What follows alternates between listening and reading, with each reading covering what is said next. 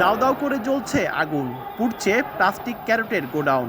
শুক্রবার সন্ধ্যা 7:30টার দিকে চট্টগ্রামের হালিশহরের ইসাক ডিপো এলাকায় এ আগুন লাগে। গোডাউন লাগোয়া কয়েকটি ভবনে আগুন ছড়িয়ে পড়লে আতঙ্কিত হয়ে পড়েন বাসিন্দারা।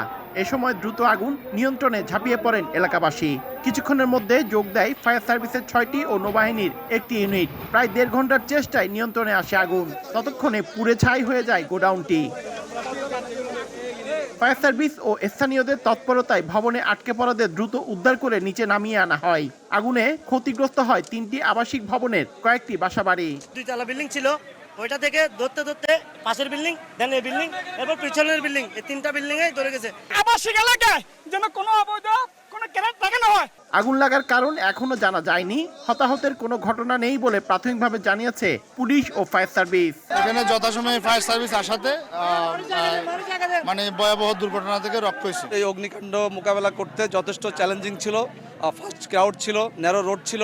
আগুনটা সূত্রপাত কিন্তু ওপেন স্পেস থেকে, টোটালি ওপেন স্পেসে প্লাস্টিক যে ক্যারেটগুলো মজুত করা ছিল। এখনো কেউ আহতর খবর আমরা জানতে পারি নাই। আগুন নেভাতে পুলিশের পাশাপাশি সহায়তা করে সেনাবাহিনীও। পার্থপ্রতিম বিশ্বাস, সময় সংবাদ, চট্টগ্রাম।